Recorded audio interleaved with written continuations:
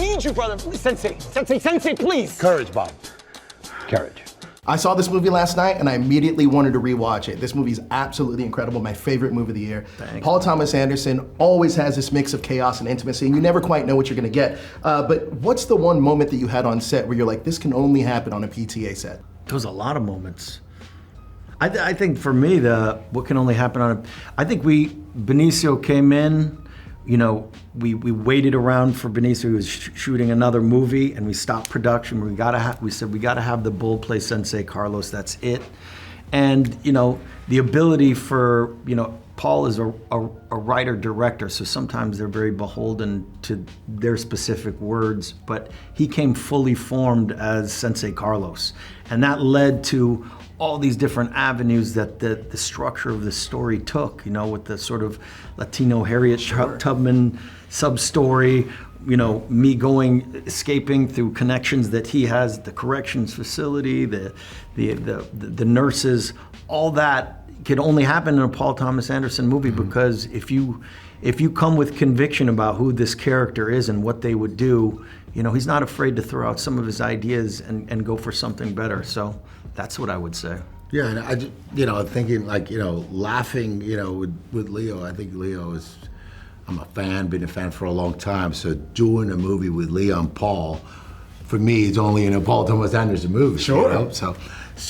But aside from that, I think just the fun part of it, which is like having laughs before a take, while doing a take, and after finishing a take.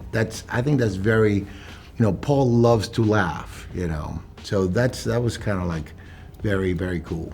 I gotta talk about Chase because I did not realize this was her first movie and she crushed it. I love the dynamic between Bob and Willa. Bob's almost this burnout father, and Willa spends a lot of time in the film almost being a parent to a parent. Talk to me about working with Chase to kind of like hone in on that father-daughter relationship. A lot of it came from these sort of, you could call them chemistry reads, but we knew that the heart and soul of the movie was based on who she was, her character. And so there were many, many meetings, and through those improvisational moments that we had with another, we created this sort of almost disconnect generationally. You know, here's this, he set up this character that is an ex-revolutionary, that is paranoid about government, that is paranoid about his past coming back to haunt him, and telling his daughter she can't have a phone, and there's no internet in the house. All of that, we're living in a little wood cabin in the middle of the woods, and of course, she leaves the house and she's got a phone. Yep.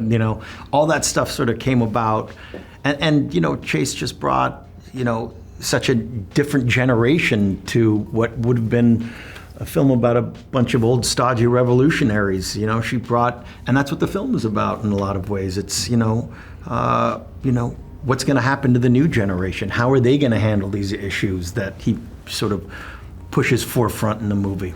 I love that. Listen, the film is incredible. My favorite film of the year. My favorite film in a very long time. But thank you, gentlemen, for your time. I really appreciate it. Thank you, bro. Thank you so much, guys. Not one thing, it's another. Find that to be true.